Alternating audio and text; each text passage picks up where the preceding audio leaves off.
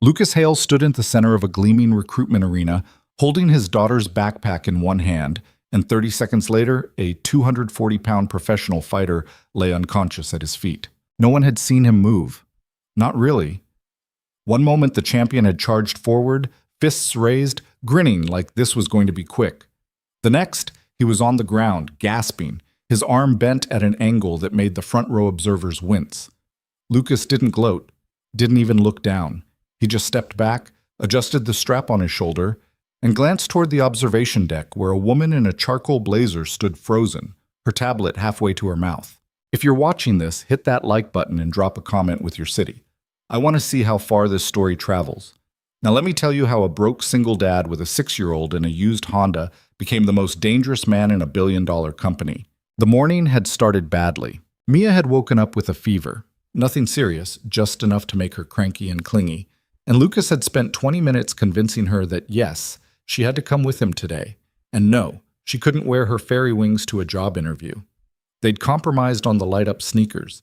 He'd pulled into the parking structure of Vanguard Solutions at 9:47 a.m., 13 minutes late, with a juice box leaking in his jacket pocket, and his daughter humming the theme song from some cartoon he didn't know the name of. The building didn't look like the kind of place that hired guys like him. All glass and steel, sharp edges, the kind of logo that didn't need words because if you had to ask, you didn't belong. Lucas had been to a lot of interviews in the past year. Most of them ended the same way. A polite smile, a firm handshake, and an email 2 days later thanking him for his time. He wasn't expecting this one to be different. "Daddy, why is everyone wearing the same clothes?" Mia whispered as they walked through the lobby. She wasn't wrong. Nearly every person they passed wore some variation of black, gray, or navy. Pressed shirts, tailored pants, shoes that cost more than Lucas made in a month when he was still working. "They like to match," Lucas said quietly, guiding her toward the elevator bank. A woman in heels gave them a look. Quick, dismissive, the kind that said, "You're lost." Lucas ignored her. He was used to that look. The receptionist at the security division's floor was younger, friendlier. She smiled at Mia, asked her name, offered her a lollipop from a jar on the desk. Mia took it without hesitation, and Lucas felt a small knot in his chest loosen. At least someone here didn't treat them like a mistake. "Mr. Hale?" The receptionist glanced at her screen. "You're here for the trial?" "Yeah." She hesitated. "I'm sorry, I don't see childcare listed in your file. Is someone picking her up, or—" "She stays with me." The receptionist blinked.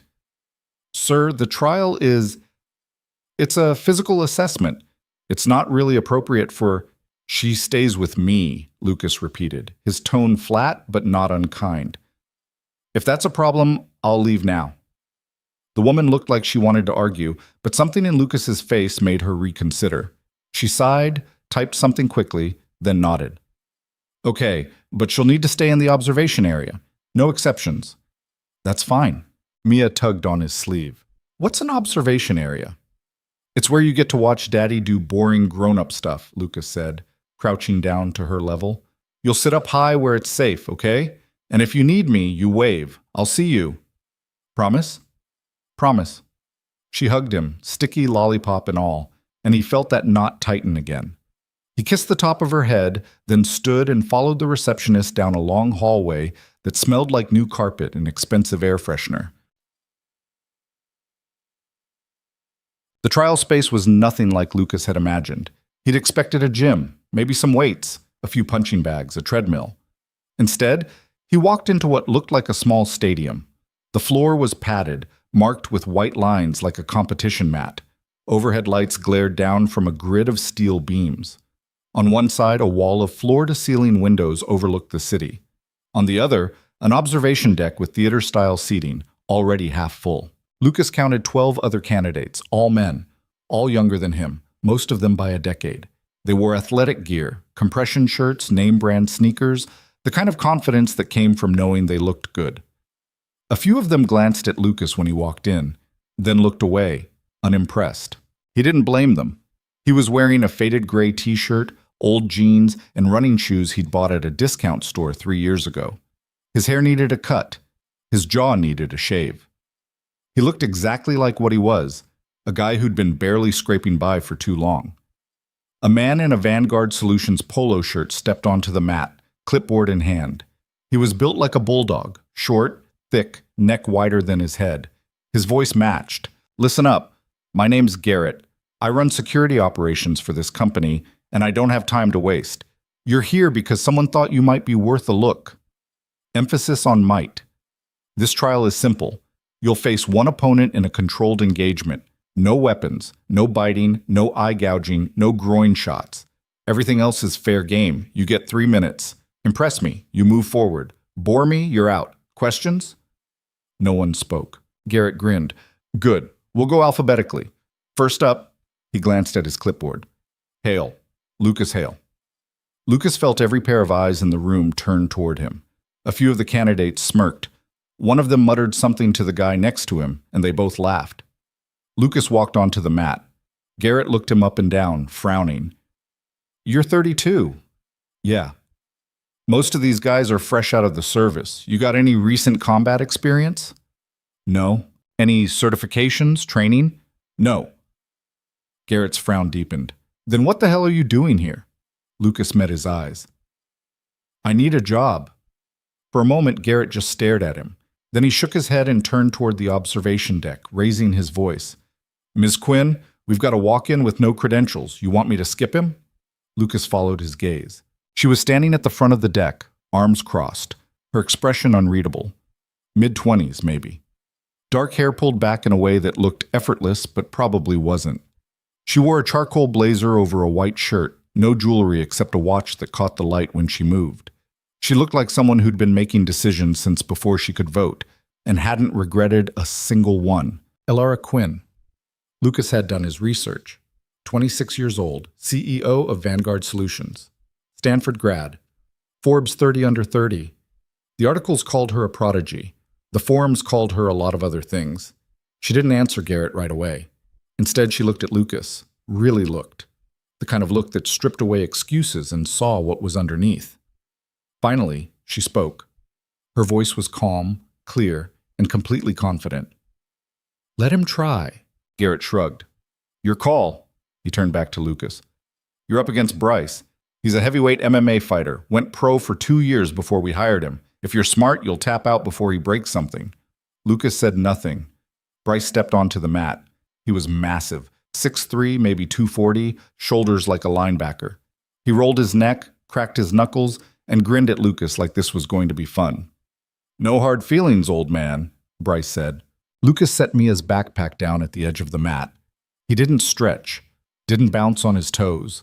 He just stood there, hands at his sides, breathing slow and even. Garrett raised his hand. 3 minutes. Go." Bryce came in fast. He closed the distance in 2 steps, throwing a jab-cross combination that would have dropped most people on contact. Lucas didn't block. He shifted his weight, angled his shoulder, and let the punches slide past him by inches. Bryce followed with a hook aimed at Lucas's ribs. Lucas caught the arm mid-swing, twisted, and used Bryce's own momentum to pull him off balance. Bryce stumbled. His eyes widened, not with fear but surprise. He recovered quickly, resetting his stance, circling now instead of charging. He feinted left, then shot in low, trying for a takedown. It was a good move, clean, fast. Lucas sidestepped, drove his elbow down into the back of Bryce's neck, and swept his legs out from under him in one smooth motion. Bryce hit the mat hard. The sound echoed through the room. He tried to roll, to get back up, but Lucas was already on him. Not flashy, not brutal, just efficient. He locked Bryce's arm behind his back, applied pressure to the shoulder joint, and leaned in close. "Tap," Lucas said quietly. Bryce didn't tap. He tried to power out of it, twisting his body, using his weight. Lucas adjusted, tightened the hold, and Bryce gasped. His free hand slapped the mat twice. Lucas let go immediately and stood up. Bryce stayed down, breathing hard, his face red. He looked up at Lucas like he'd just been hit by a truck he never saw coming. The room was silent. Garrett stared at his stopwatch. 18 seconds. Lucas picked up Mia's backpack and walked off the mat without a word.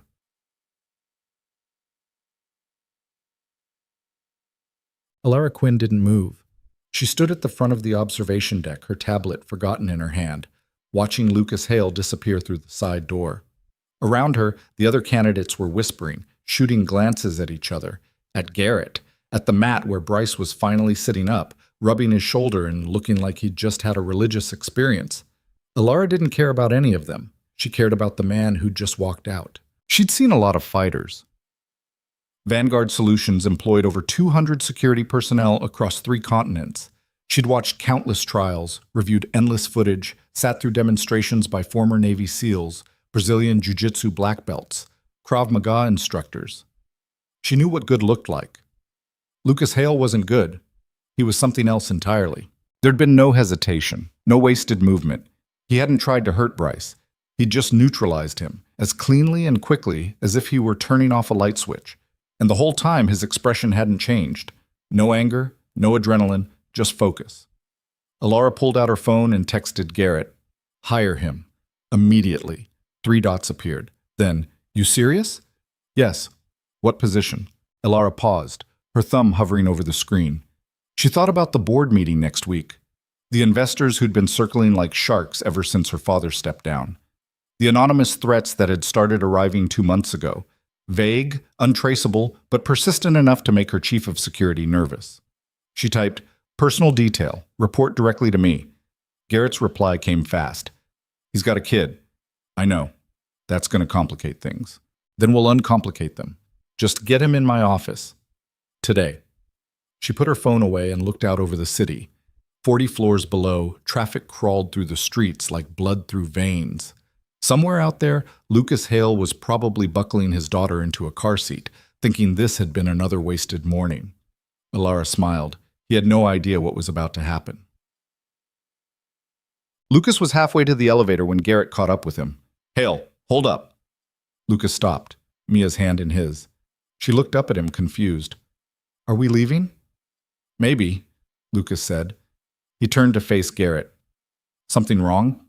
Garrett looked uncomfortable. Ms. Quinn wants to see you. Why? Didn't say, just said to bring you up. He paused.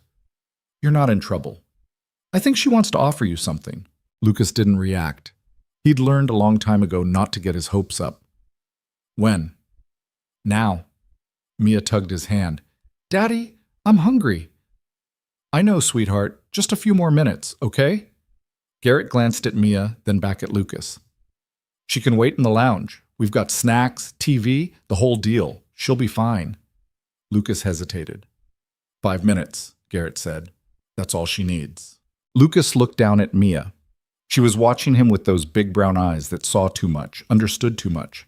She was 6 years old, and she'd already learned that sometimes Daddy had to do things that didn't make sense, and the best thing she could do was be patient. It wasn't fair. None of this was fair. Okay, Lucas said.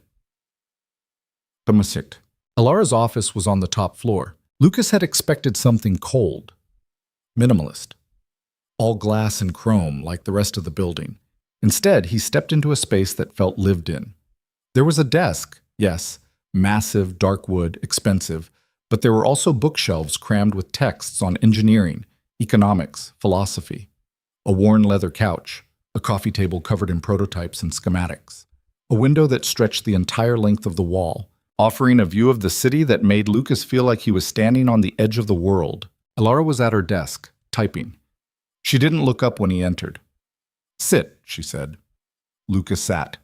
She finished whatever she was writing, then closed her laptop and folded her hands on the desk. When she finally looked at him, her gaze was sharp, assessing. You're not what I expected, she said. I get that a lot. Where did you train? Nowhere official. Nowhere official, she repeated. So you just, what? Taught yourself to dismantle a professional fighter in under 20 seconds? Lucas said nothing. Alara leaned back in her chair. I've been running this company for 3 years. In that time, I've hired over 50 people for personal security. Most of them lasted less than 6 months. Do you know why? No, because they didn't understand the job. They thought it was about being tough, or fast, or intimidating. But it's not. It's about seeing what's coming before it gets there. It's about making decisions in the space between one breath and the next. It's about being calm when everyone else is losing their minds. She paused. You understand that? Lucas met her eyes. Maybe. I'm offering you a position, personal detail. You'll work directly with me. Salary is 120 base plus benefits, full medical, dental, vision, childcare stipend, flexible hours when possible.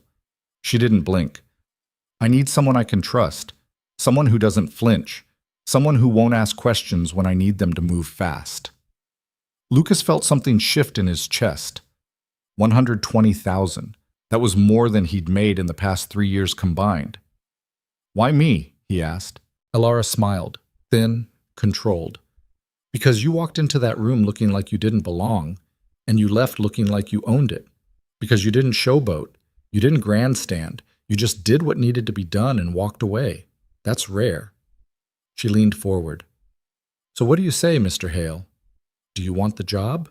Lucas thought about Mia, about the overdue rent notice sitting on his kitchen counter, about the nights he'd lain awake wondering how long he could keep this up before something broke. He thought about the way Bryce had looked at him, like Lucas was a ghost, something that shouldn't exist. I'll take it, Lucas said. Elara stood and extended her hand. Welcome to Vanguard Solutions. Lucas shook it. Her grip was firm, confident, and for the first time in a long time, Lucas felt like maybe, just maybe, things were about to change.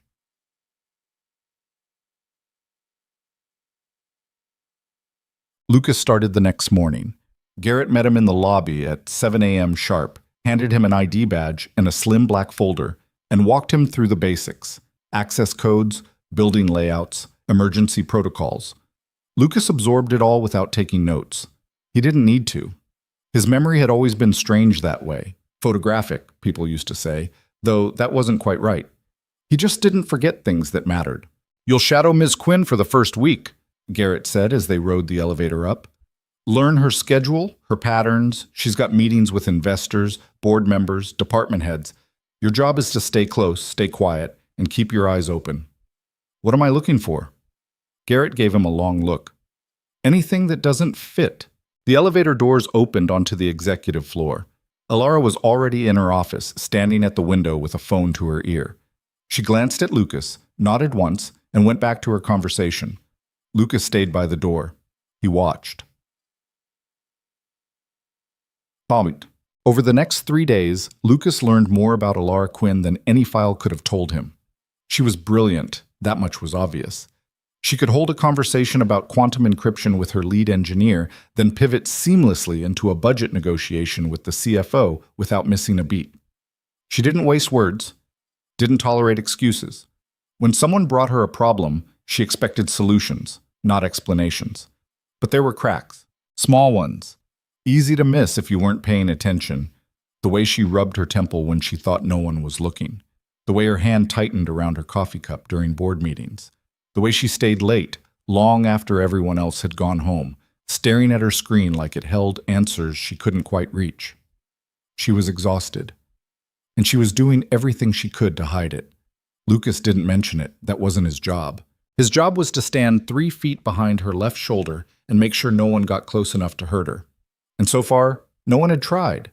But Lucas had been in enough bad situations to know what the calm before the storm felt like.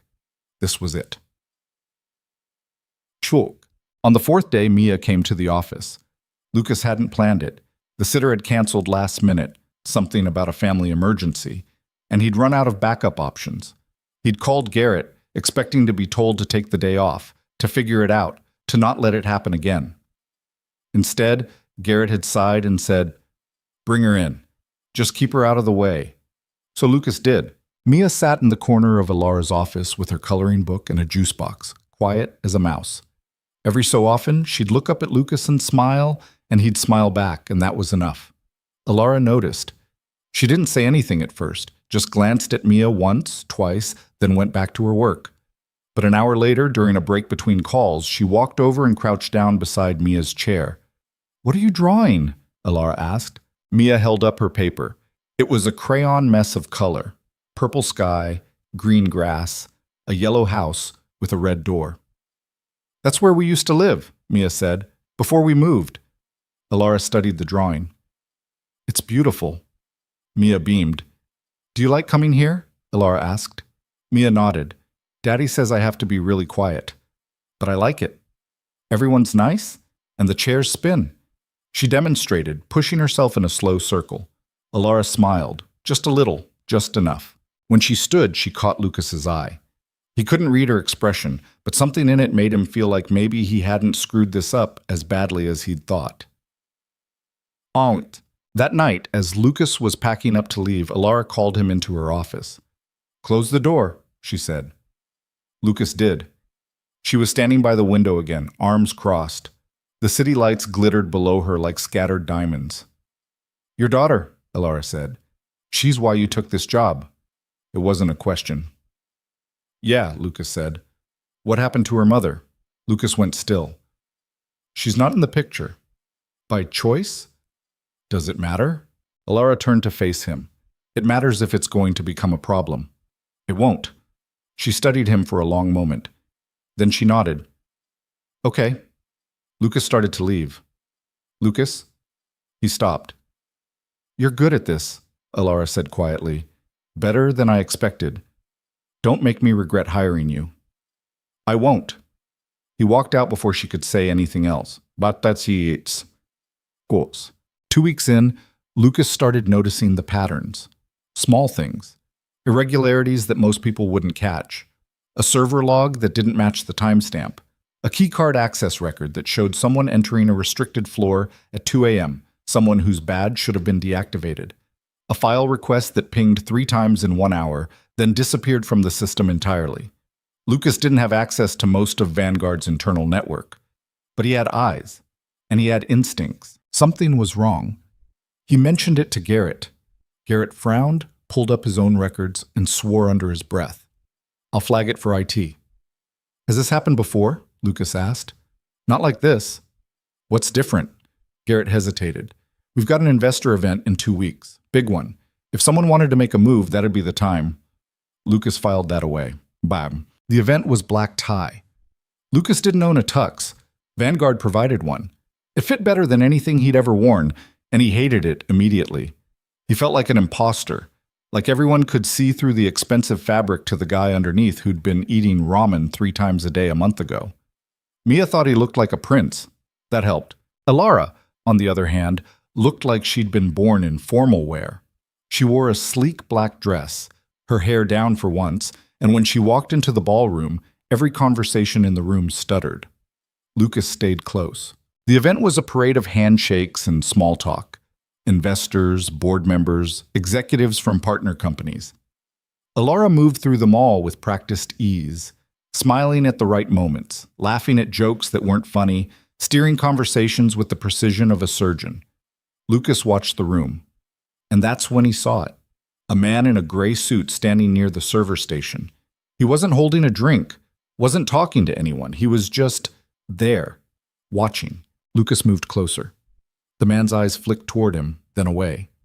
Too fast. Too deliberate. Lucas memorized his face. An hour later, Lucas saw him again, this time near the back hallway that led to the kitchens. He was on his phone, speaking quietly. When Lucas approached, the man pocketed the phone and walked away without a word. Lucas followed. The hallway ended at a service elevator. The man stepped inside, hit a button, and the doors started to close. Lucas caught them. The man looked at him, startled. "This elevator's for staff only." "I know," Lucas said. He stepped inside. The doors closed. The elevator dropped. Lucas stood with his back to the corner, hands loose at his sides, watching the man in the gray suit. The guy was trying to look calm, but his breathing had changed, shallow, quick. His right hand kept drifting toward his jacket pocket. "You can take your hand out of your pocket," Lucas said quietly. The man blinked. "Excuse me? Whatever's in there, leave it." "I don't know what you're talking about." Lucas didn't answer. He just watched. The elevator hummed as it descended, floor numbers ticking down on the display above the doors. 12, 11, 10. The man's jaw tightened. "Look, I'm just trying to do my job. I don't want any trouble." "Then we're on the same page." 9, 8. The man shifted his weight.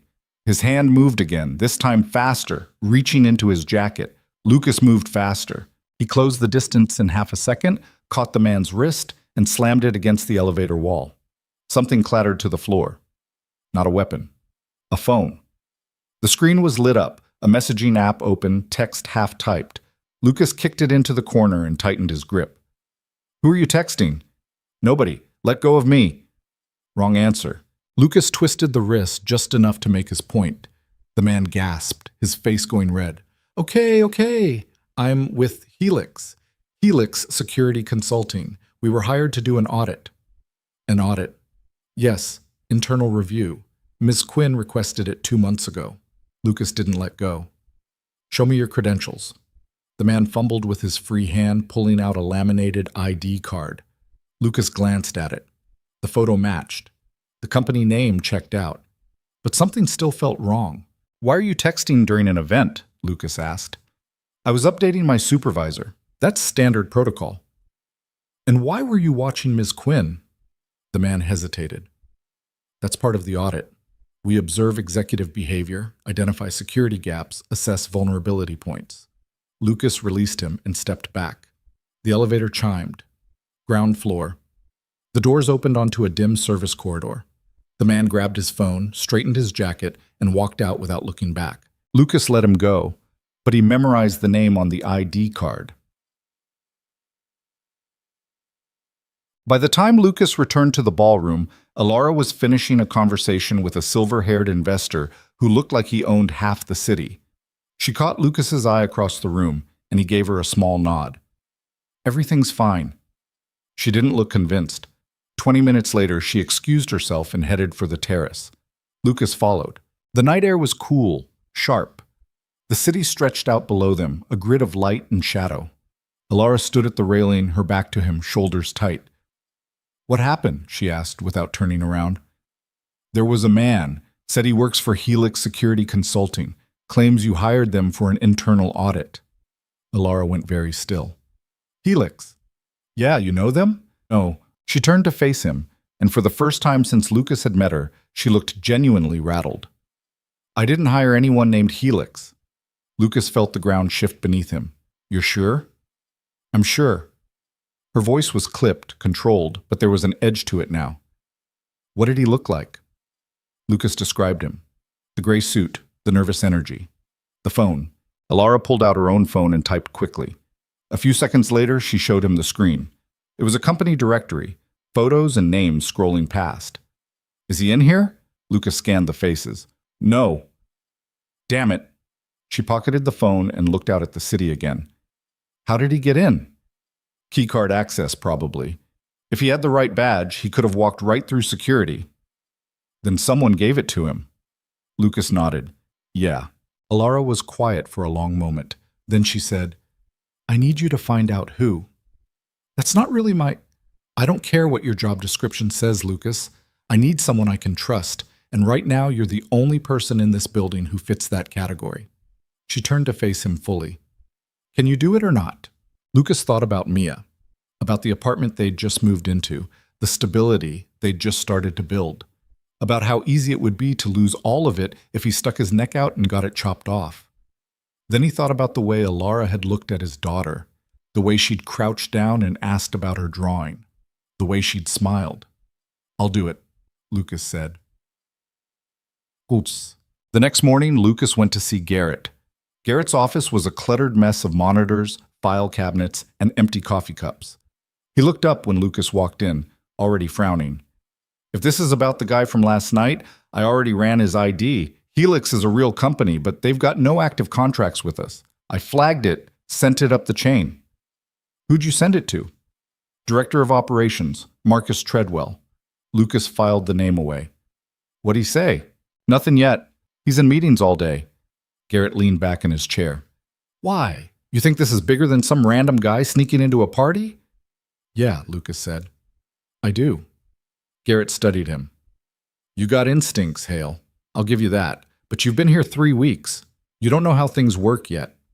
Then explain it to me, Garrett sighed. Vanguard's got a lot of enemies. Competitors who want our tech. Investors who want control. Politicians who want leverage. Half the people at that event last night would sell us out for the right price. But they don't send guys in gray suits to do it. They're smarter than that.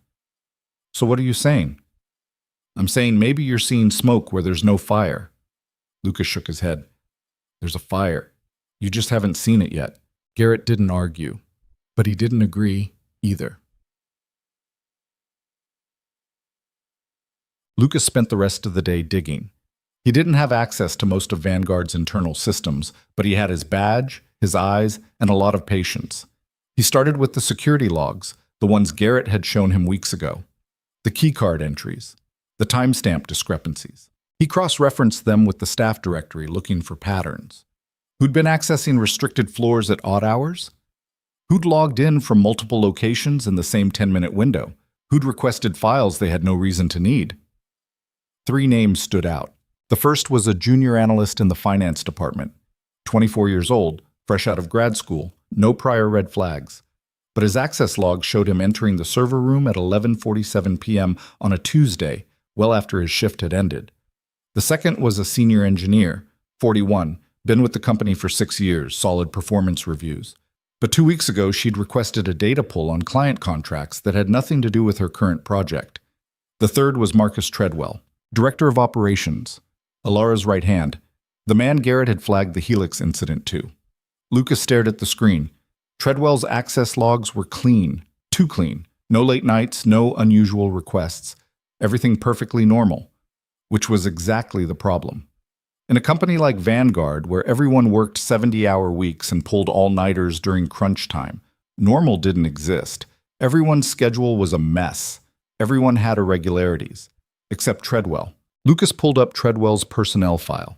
53 years old, Harvard MBA, 20 years in corporate operations, the last 5 at Vanguard. Married, 2 kids, lived in a suburb 40 minutes north of the city. On paper, he was exactly what a director of operations should be. But Lucas had learned a long time ago that the cleanest files often hid the dirtiest secrets. That night, Lucas picked Mia up from the sitter's place and drove home in silence. She chattered in the back seat, telling him about her day, about the drawing she'd made, about the girl at daycare who'd shared her animal crackers.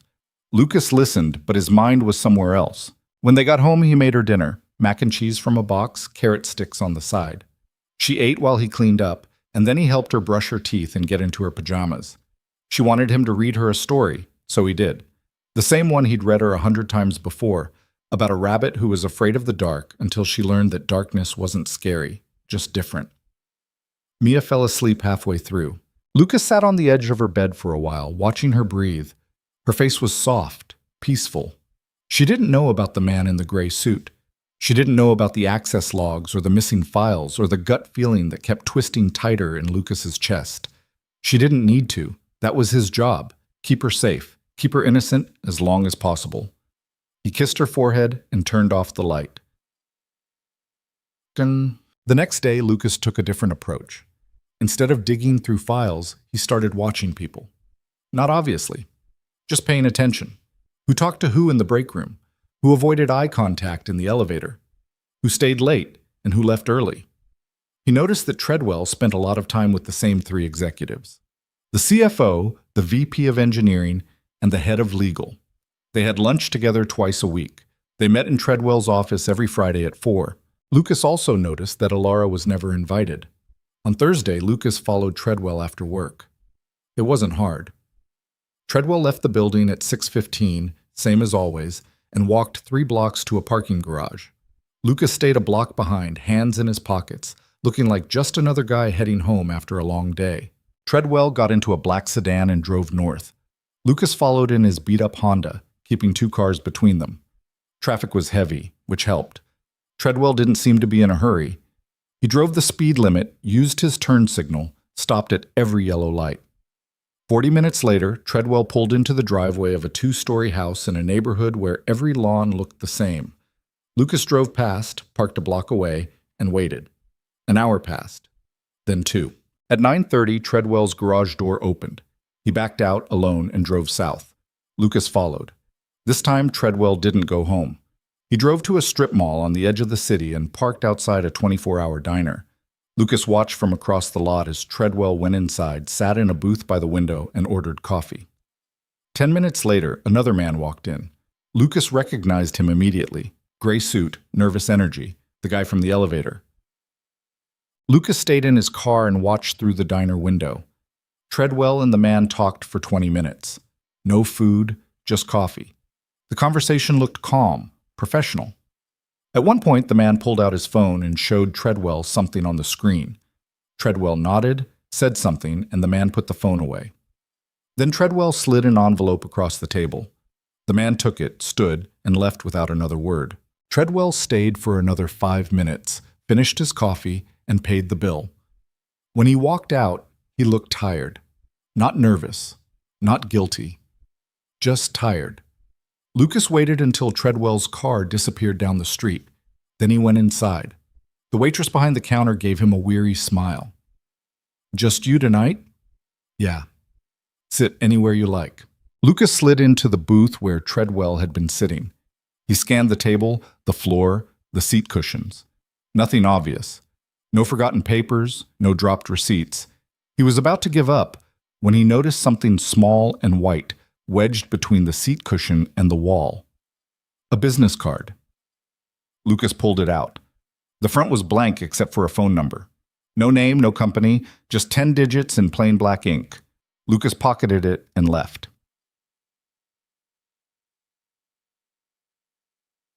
Back at his apartment, Lucas waited until Mia was asleep, then pulled out his phone and stared at the card. He didn't know who the number belonged to, didn't know what would happen if he called it, but he knew that whatever Treadwell was involved in, it was bigger than a random security audit. Lucas dialed. It rang 3 times. Then a man's voice answered, calm, professional. "Yes?" Lucas didn't speak. "I know you're there," the voice said. "If you have something to say, say it." Lucas hung up. 5 seconds later, his phone buzzed. A text from an unknown number. "You shouldn't have called this number." Lucas stared at the screen. Another text came through. "If you're smart, you'll forget you ever saw it." Lucas deleted both messages and turned off his phone. The next morning, Lucas went straight to Alara's office. She was on a call when he walked in, but she ended it the moment she saw his face. "What happened?" Lucas closed the door and told her everything. The diner, Treadwell, the envelope, the business card, the phone call. Alara listened without interrupting. When he finished, she was quiet for a long time. "You think Treadwell's selling information," she said finally. "I think he's selling something." "To who?" "I don't know yet." Alara stood and walked to the window. Her reflection stared back at her, sharp and cold. "Marcus has been with me since I took over. He was my father's right hand before that. He's been loyal for 20 years. People change." "Not Marcus." Lucas didn't argue. He just waited. Alara turned to face him. "If you're wrong about this, if you're seeing patterns that aren't there, it could destroy him. His career, his reputation, everything." "I know." "And if you're right?" Lucas met her eyes. "Then he's already destroyed." Alara's jaw tightened. "I need proof, real proof, not just late-night meetings and business cards." "I can get it." "How?" Lucas thought about the phone number, the texts, the voice on the other end. "I need access to his office, just for an hour." Alara shook her head.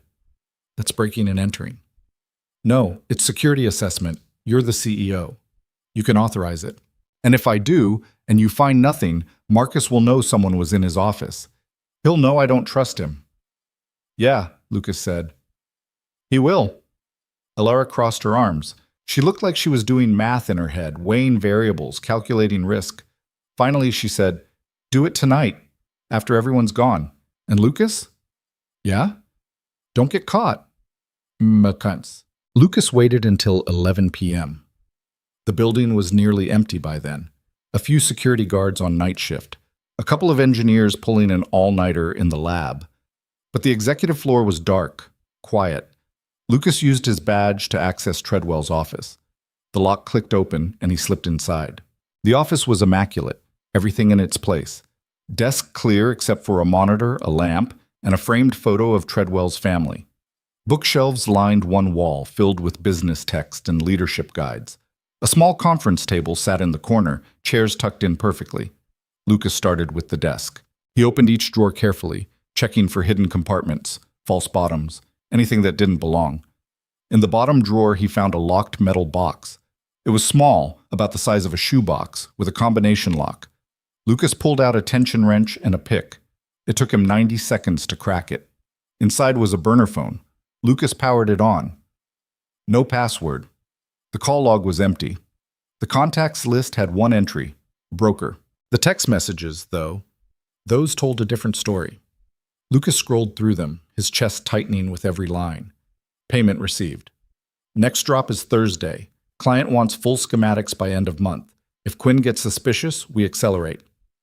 Understood. I'll handle it. Lucas took photos of every message, every timestamp, every detail. Then he powered the phone off, put it back in the box, and locked it. He was halfway to the door when he heard voices in the hallway. Lucas froze. The voices were muffled, indistinct. 2 people. Maybe 3. Getting closer. Lucas moved fast. He crossed the office, ducked behind the conference table, and went still. The door opened. Footsteps. A woman's voice, sharp and impatient. I don't care what the board thinks. If we don't move now, we lose the window. A man responded. Treadwell. We've waited this long. Another week won't matter. Another week is too long. Quinn's already asking questions. She asks questions about everything. That's her job. And what if she asks the right one? Silence. Then Treadwell sighed. She won't. I've made sure of it. You'd better be right, Marcus, because if this falls apart, you're the one who goes down, not me. I'm aware. The woman laughed, cold, humorless. Good. Then we're clear. The footsteps retreated, the door closed. Lucas waited another 2 minutes, then slipped out of the office and headed for the stairs. He didn't use the elevator, didn't take any chances. By the time he reached the parking garage, his heart was pounding so hard he could feel it in his throat. Hey, kid. Lucas sent the photos to Alara at 2 a.m. She called him 3 minutes later. Where are you? She asked. Her voice was tight, strained. Home. I'm coming over. Alara, I'm already on my way. She hung up. 20 minutes later, there was a knock on Lucas's door. He opened it to find Alara standing in the hallway, still in the clothes she'd worn to work, her face pale and drawn. Can I come in? She asked. Lucas stepped aside. She walked past him into the small living room, her eyes sweeping over the second-hand furniture, the toys scattered across the floor, the kitchen counter cluttered with dishes. She didn't say anything about it.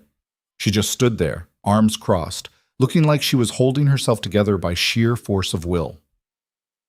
I read the messages, she said quietly. Yeah. It's him. It's really him. Lucas nodded. Alara closed her eyes. When she opened them again, they were wet. I trusted him.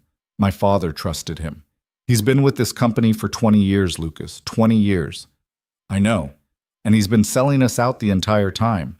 Not the entire time, Lucas said gently. The texts only go back 6 months. That's supposed to make me feel better? No, but it means whatever he's doing, it's recent. And if it's recent, we can stop it. Alara wiped her eyes with the back of her hand. How? Lucas pulled out his phone and showed her the contact entry. Broker. We find out who this is, we trace the connection, and we figure out what they're selling before it's too late. Alara stared at the screen. And if we can't? Then we improvise. She looked at him, really looked, the way she had that first day in the recruitment arena. Why are you doing this? You could walk away, take Mia and disappear. No one would blame you. Lucas thought about that, about how easy it would be to pack a bag, get in his car, and drive until Vanguard Solutions was just another bad memory. But then he thought about Alara crouching down to ask Mia about her drawing. He thought about the way she'd smiled, the way she'd looked at his daughter like she mattered. Because someone has to, Lucas said. Alara nodded slowly. Okay. Okay. Okay. We do this together. She extended her hand. Lucas shook it. And for the second time since they'd met, something shifted between them. Something quiet and unspoken, but real. They were in this now. Both of them. All the way to the end. Alara left Lucas's apartment just after 3 a.m, her car disappearing into the empty streets like a shadow. Lucas stood at the window for a while after she was gone, watching the city breathe in its sleep. Then he checked on Mia, still curled up under her blankets, clutching the stuffed rabbit she'd had since she was 2, and lay down on the couch without bothering to change his clothes. He didn't sleep. His mind kept circling back to the burner phone, the messages, the woman's voice in Treadwell's office. If this falls apart, you're the one who goes down. Not me. Whoever she was, she had power. Enough to make Treadwell nervous, enough to stay in the shadows while he took all the risk. Lucas had seen this kind of setup before. Different contexts, different stakes, but the structure was always the same. Someone at the top pulling strings, someone in the middle doing the dirty work, and someone at the bottom, usually someone like Lucas, left holding the bag when everything went to hell. He wasn't going to let that happen this time. At 6, he got up, made coffee, and started breakfast. Mia stumbled into the kitchen 20 minutes later, hair sticking up in every direction, rubbing her eyes. "Morning, Bug," Lucas said, sliding a plate of scrambled eggs in front of her. She climbed into her chair and picked up her fork. "You look tired." "Yeah, well, grown-up stuff." "Is it bad grown-up stuff?" Lucas sat down across from her. "It's complicated grown-up stuff." Mia considered that while she chewed. "Miss Elara came over last night." Lucas went still. "You were awake?" "I heard voices. I didn't come out because you said never to come out when grown-ups are talking about serious things." She paused. "Was it serious?" "Yeah." "Is Miss Elara okay?" Lucas thought about the look on Elara's face when she'd read those messages. The way her hands had trembled just slightly before she'd clenched them into fists. "She's going to be." Mia nodded, satisfied, and went back to her eggs. Lucas watched her eat and felt that familiar weight settle in his chest. Mia was too perceptive for her own good. She noticed things, remembered things, understood things that most 6-year-olds would have missed entirely. It made her sharp. It also made her vulnerable. He wanted to protect her from all of it. The lies, the betrayals, the ugly truth that people you trusted could turn around and gut you without blinking. But he couldn't. Not completely. All he could do was teach her to be careful, to watch, to know when something didn't feel right. He just hoped it wouldn't cost her the parts of herself that were still soft. At the office, Lucas went straight to Garrett. Garrett was at his desk, halfway through what looked like his 3rd cup of coffee, scowling at a monitor filled with security camera feeds. He glanced up when Lucas walked in. "You look like hell." "Didn't sleep much." "Yeah, well, join the club." Garrett gestured at the screen.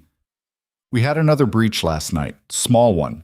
Someone accessed the archive servers from an external IP. By the time IT caught it, they were already gone." Lucas leaned in. "What'd they take?" "Old client contracts.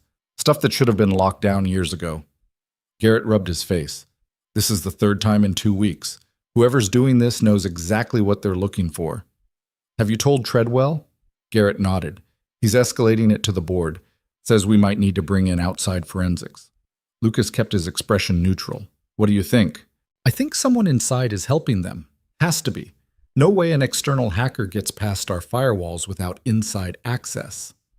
Garrett paused. "You got any ideas?" Lucas thought about the burner phone, the texts, the voice in Treadwell's office. "Maybe. Care to share?" "Not yet." Garrett studied him for a long moment.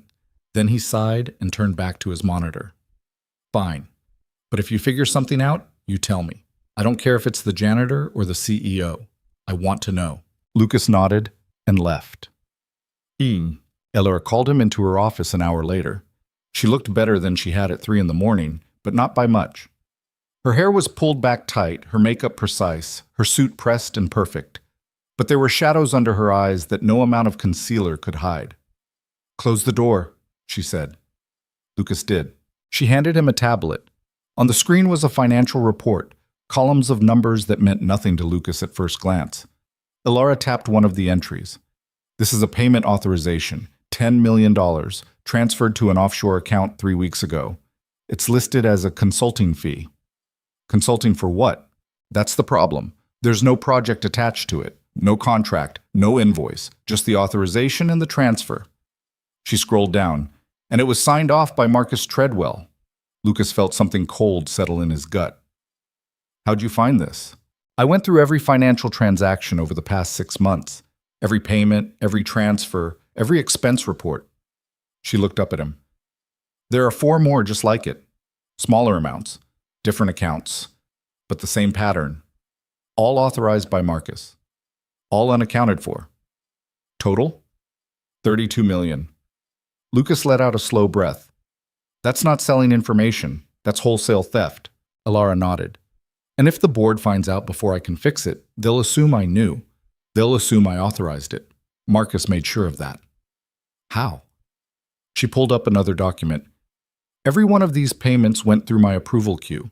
I signed off on them without reviewing the details because Marcus told me they were routine operational expenses. I trusted him.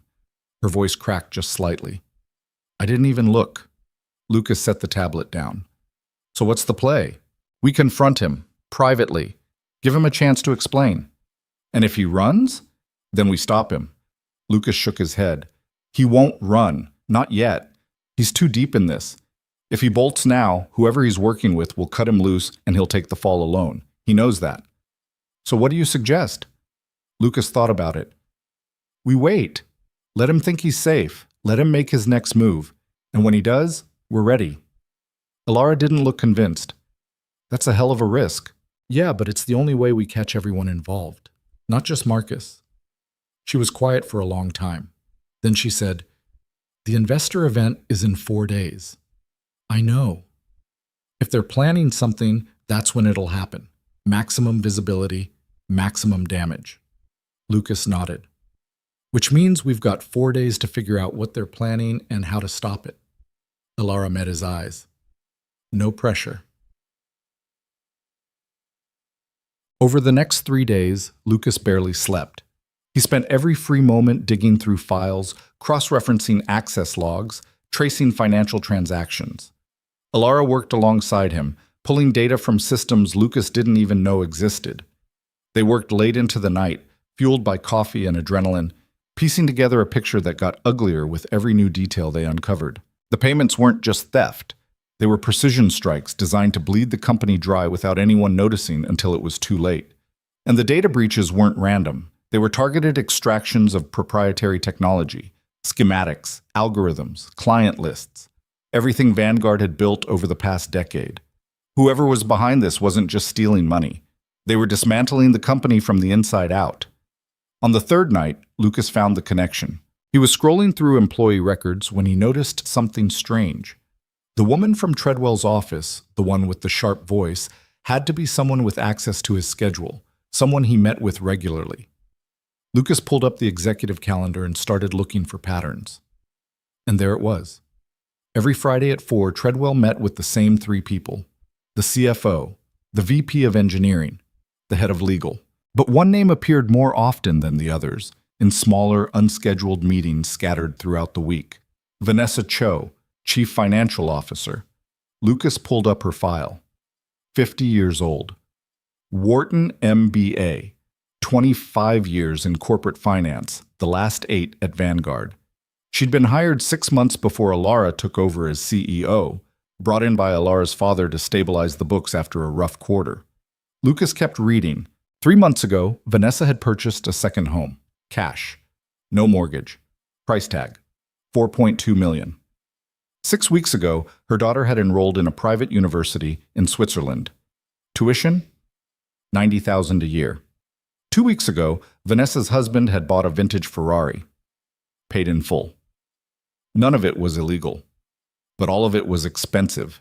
More expensive than a CFO's salary could comfortably cover, even with bonuses and stock options. Lucas showed Alara the records. She stared at the screen, her face going pale. Vanessa. You know her well? She's been advising me since I took over. She was the one who recommended Marcus for director of operations. Alara's hands tightened on the edge of the desk. She's been in my office every week. She's had dinner at my house. I thought... She stopped, swallowed hard. I thought she was a friend. Lucas didn't say anything. There wasn't anything to say. Alara stood abruptly and walked to the window. Outside, the city glittered in the darkness, indifferent and cold. How do we prove it? Same way we proved Marcus. We get her on record. How? Lucas thought about the burner phone, the contact labeled broker. We make her think the deal's falling apart, force her to reach out. And when she does, we're listening. Alara turned to face him. That's entrapment. No, it's insurance. She didn't argue. She just nodded once and said, Do it. The next morning, Lucas went to see Marcus Treadwell. He found him in his office, sitting at his desk, looking perfectly calm. Treadwell glanced up when Lucas walked in and smiled. Lucas, what can I do for you? I need to talk to you about the investor event. Of course. What's on your mind? Lucas closed the door and sat down across from him. Garrett's worried about security, the breaches, the access logs. He thinks someone inside might be compromised. Treadwell's smile didn't waver. Garrett worries too much. We've already brought in outside consultants. They'll have a full report by next week. What if next week's too late? Treadwell leaned back in his chair. You think something's going to happen at the event?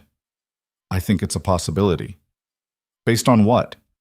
Lucas met his eyes. Instinct. Treadwell studied him for a long moment. Then he nodded slowly. All right, I'll have security run another sweep. Tighten the perimeter. Will that satisfy you? Yeah. Good. Treadwell stood and extended his hand.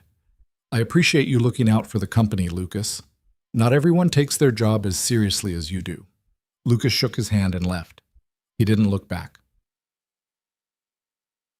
That afternoon, Alara called an emergency meeting with her senior leadership team. Lucas stood in the corner of the conference room, watching as the executives filed in. Vanessa Cho was the last to arrive. She wore a navy suit and a polite smile, carrying a leather portfolio under one arm. Alara didn't waste time. We have a problem. Someone's been siphoning money out of the company, $32 million over the past 6 months. The room erupted, voices overlapping, questions firing from every direction. Vanessa raised her hand, cutting through the noise. Do we know who? Not yet, Alara said. But we will. I've authorized a full forensic audit. Every transaction, every account, every authorization. If someone here is involved, we'll find them.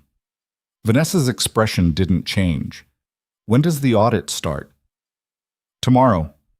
And the investors? Are we telling them? Not yet. Not until we know what we're dealing with. Vanessa nodded. That's wise. The last thing we need is a panic. The meeting lasted another 20 minutes. When it was over, everyone filed out except Alara and Lucas. Alara sank into her chair and let out a long breath. Did you see her face? Yeah.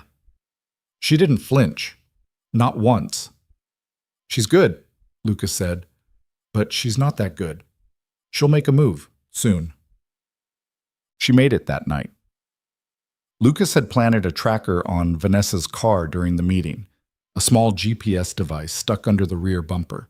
At 9:47 p.m., the tracker pinged. Vanessa was on the move. Lucas followed her from a distance, keeping 3 cars back, watching the blinking dot on his phone. She drove south, out of the city, into an industrial district where the streetlights were few and the buildings were dark. She parked outside a warehouse and got out. Lucas parked a block away and watched. 5 minutes later, a second car pulled up. A man got out. Even from a distance, Lucas recognized him. Gray suit, nervous energy. The guy from the elevator. Lucas pulled out his phone and started recording. Vanessa and the man talked for less than a minute. She handed him something, an envelope maybe, or a flash drive. He nodded, got back in his car, and drove away. Vanessa stood there for a moment looking at her phone. Then she made a call. Lucas couldn't hear what she said, but he didn't need to. He had enough. The next morning, Lucas showed Alara the footage. She watched it twice without saying a word. Then she set the phone down and closed her eyes. We take this to the board. When? Now. Lucas shook his head. Not yet. If we go to the board now, Vanessa will know. She'll destroy evidence, cover her tracks, disappear before we can lock her down. We need to wait until the event, catch her in the act.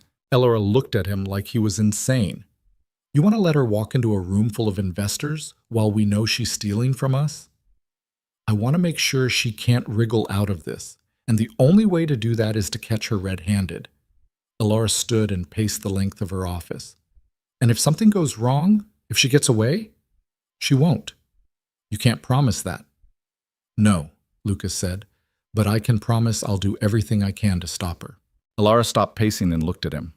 Really looked. Why are you doing this? You could have walked away a dozen times by now. Why haven't you?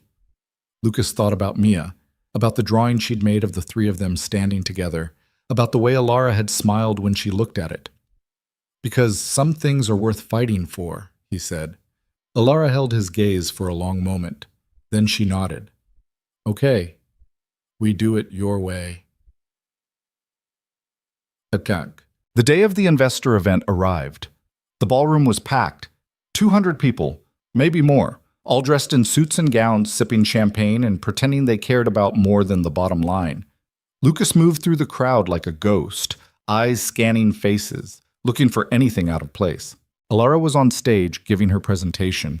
She looked calm, confident, every inch the CEO her father had raised her to be. But Lucas could see the tension in her shoulders, the way her hand tightened around the microphone. Vanessa Cho sat in the front row, smiling. Lucas's phone buzzed. A text from Garrett. "We've got movement in the server room. Someone's accessing the mainframe." Lucas texted back. "Who? Don't know. They're using a ghost login. But whoever it is, they're downloading everything." Lucas scanned the room. Vanessa was still in her seat. Treadwell was near the bar talking to an investor, which meant someone else was in play. Lucas slipped out of the ballroom and headed for the server room. The hallway was empty, silent except for the hum of the HVAC system. Lucas moved fast, his footsteps soundless on the carpet. When he reached the server room, the door was propped open with a wedge. Inside, a figure stood at one of the terminals, fingers flying across the keyboard. Lucas stepped through the door. "That's far enough?" The figure spun around. It was the junior analyst, the 24-year-old from finance. He stared at Lucas, eyes wide, hands trembling. I was just downloading proprietary data," Lucas finished. "On whose orders?" The analyst didn't answer. He bolted. Lucas caught him in 3 steps, grabbed him by the shoulder, and slammed him against the wall. Not hard enough to hurt, just hard enough to make a point. "Who sent you?" Lucas said quietly. The analyst shook his head, breathing hard. "I can't. They'll kill me." "Who?" "I don't know. I just do what they tell me." Lucas tightened his grip. "Then you'd better start talking. Fast." The analyst's face crumpled. "Treadwell. He said it was routine maintenance. He said no one would get hurt." Lucas let him go and pulled out his phone. He called Garrett. "Lock down the building, no one in or out, and get security to the ballroom. Now." By the time Lucas got back to the ballroom, everything had already started to fall apart. The lights had gone out, emergency backups kicked in, bathing the room in a sickly red glow. People were shouting, pushing toward the exits. Alara was still on stage, trying to calm the crowd, but her voice was lost in the chaos.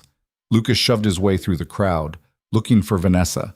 He found her near the side exit, moving fast. Lucas intercepted her. "Going somewhere?" Vanessa stopped. She looked at him, and for the first time her mask slipped. The polite smile was gone. In its place was something cold and sharp. "Get out of my way," she said. "Can't do that." She reached into her purse. Lucas moved faster. He grabbed her wrist, twisted, and the gun she'd been reaching for clattered to the floor. Vanessa didn't fight. She just stood there, breathing hard, her eyes locked on his. "You have no idea what you've done." "Yeah," Lucas said, "I do." Security arrived 30 seconds later. They cuffed her, read her rights, and led her away. Lucas watched her go. Then he turned and walked back into the chaos, looking for Alara. He found her at the edge of the stage, standing alone in the red light, staring out at the empty ballroom. She looked exhausted, hollowed out, like she'd just survived something that should have killed her. Lucas walked up beside her. "You okay?" Alara didn't answer right away. Then she said, "Is it over?" "Yeah, it's over." She nodded slowly. "Good." And for the first time since Lucas had met her, Alara Quinn let herself cry. Lucas didn't say anything. He just stood there beside her while she cried, quiet and steady, the way you stand next to someone who's holding themselves together with duct tape and willpower. The red emergency lights cast long shadows across the empty ballroom, and somewhere in the building alarms were still going off, but none of that mattered right now. After a while, Alara wiped her face with the back of her hand and let out a shaky breath. "Sorry." "Don't be. I don't usually—" She stopped, shook her head. I don't cry in front of people.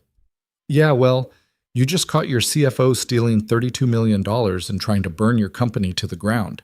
I think you're allowed. Ilara laughed, short, bitter, but real. When you put it that way. Lucas looked out in the ballroom. Chairs were overturned, champagne glasses shattered on the floor, programs scattered everywhere like confetti after a parade nobody wanted to attend. What happens now? Now? Ilara straightened, pulling herself back together piece by piece. Now I call the board, explain what happened, and pray they don't vote me out before sunrise. They won't. You don't know that. Yeah, I do. You just saved this company. They'd be idiots to get rid of you. Ilara gave him a look. You haven't met the board.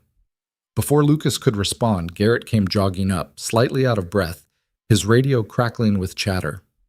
We've got Treadwell in custody. Found him in the parking garage trying to get into his car. Had 2 laptops and about 50 grand in cash in the trunk. Subtle, Lucas said.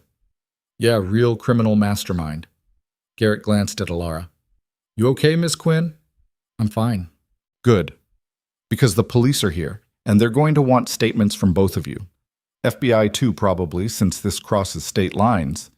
He rubbed his face. It's going to be a long night. Ilara nodded.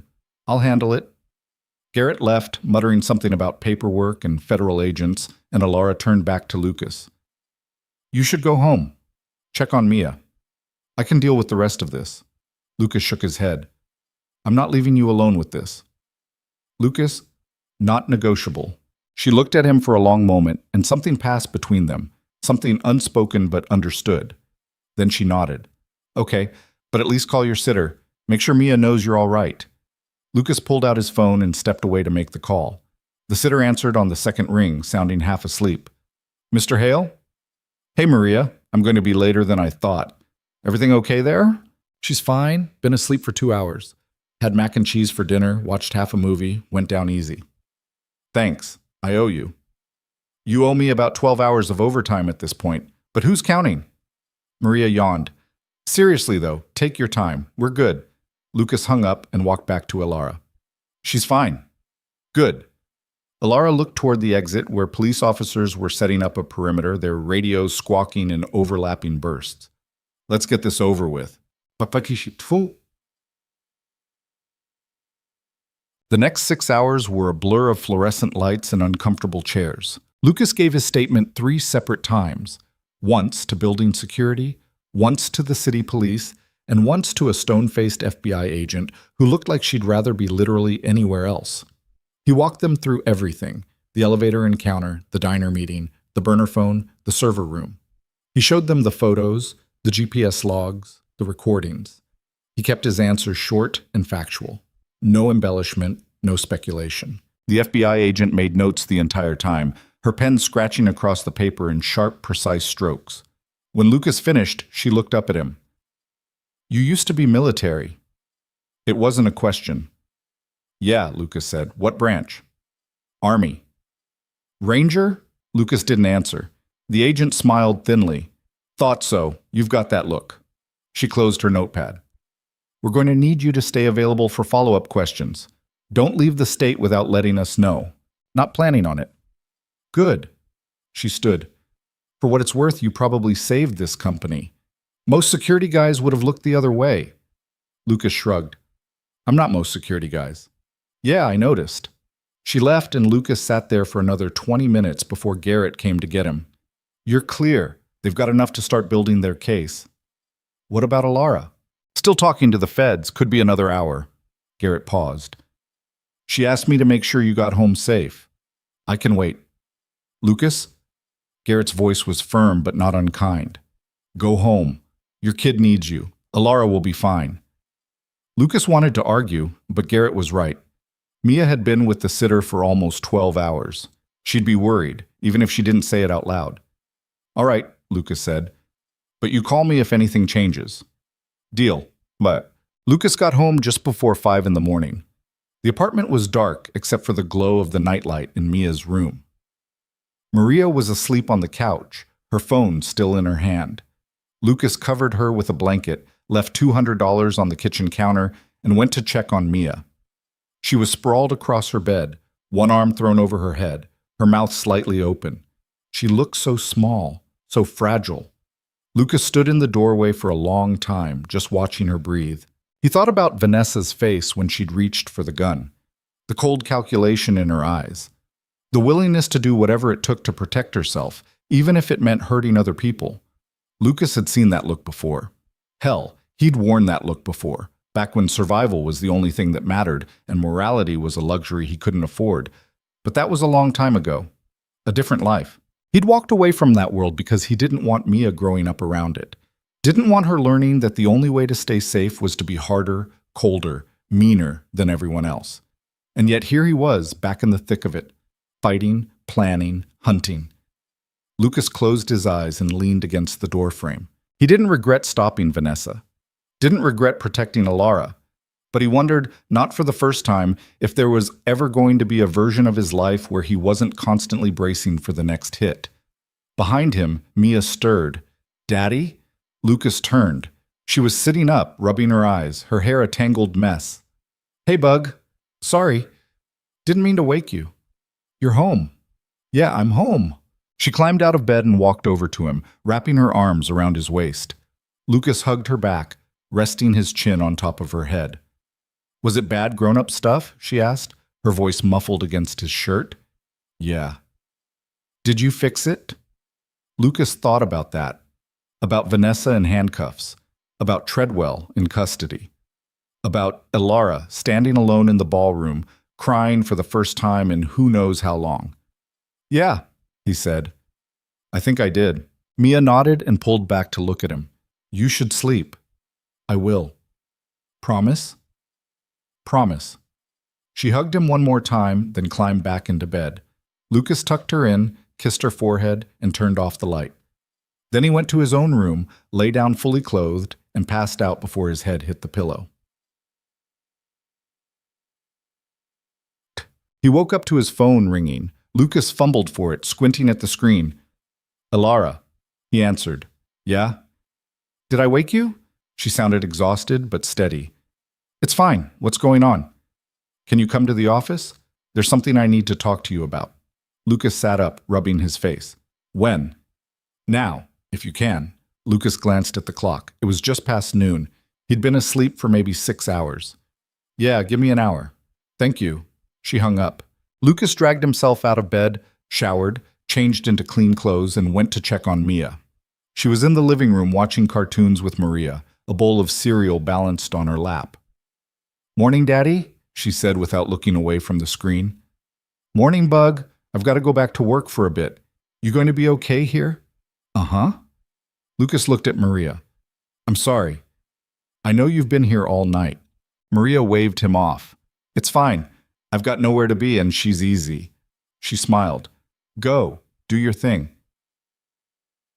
Look. The office was almost empty when Lucas arrived. Most of the staff had been sent home after the chaos of the night before, and the few people who remained moved through the halls like ghosts, speaking in hushed voices and avoiding eye contact. Lucas took the elevator to the executive floor and found Alara in her office, standing at the window. She turned when he walked in. She looked better than she had at 5 in the morning, but the shadows under her eyes were still there, and her movements were slower, more deliberate, like she was conserving energy. "Thanks for coming," she said. "Of course. What's going on?" Alara gestured to the couch. "Sit." Lucas sat. She didn't. She stayed by the window, arms crossed, staring out at the city. The board met this morning, emergency session. They wanted a full briefing on what happened. And they voted to keep me on as CEO. Unanimously. She let out a breath. "I honestly thought they'd fire me." "Why would they fire you?" "Because $32 million disappeared on my watch, Lucas. Because I trusted the wrong people. Because I didn't see it coming." She turned to face him. "Because I failed." Lucas shook his head. "You didn't fail. You stopped it. You caught them before they could finish the job." "Because of you." "Because we worked together." Alara smiled, small, tired, but real. "The board wants to promote you, head of security. Garrett's retiring in 6 months, and they think you're the right person to take over." Lucas stared at her. "What?" They were impressed. Said you handled the situation with professionalism and discretion. Said you showed leadership under pressure. She paused. They're right. Lucas didn't know what to say. Head of security was a serious position, real responsibility, real power, and more money than he'd ever made in his life. But it also meant more hours, more stress, more time away from Mia. I don't know if I'm the right guy for that, Lucas said slowly. You are. Alara, you are, she repeated, her voice firm. And I need you. Not just because you're good at your job, because I trust you. And right now, trust is the most valuable thing I have. Lucas looked at her, really looked. She was standing there with her shoulders back and her chin up, trying to project strength, but he could see the cracks, the exhaustion, the fear that if she let herself relax for even a second, everything would fall apart again. Okay, Lucas said. Okay? I'll take the job, on one condition. Alara raised an eyebrow. What's that? Flexible hours. I've got a kid. She comes first, always. Alara smiled. Deal. About that. Over the next 2 weeks, things slowly started to return to normal. Vanessa and Treadwell were formally charged with embezzlement, conspiracy, and fraud. The FBI seized their assets, froze their accounts, and started the long process of unraveling the network they'd built. It turned out Vanessa had been working with 3 other executives at competing firms, all of them siphoning money and data from their respective companies and funneling it to offshore buyers. It was bigger than anyone had realized. The press had a field day. Business journals ran headlines about corporate betrayal and insider threats. Vanguard's stock took a hit, but not as bad as it could have been.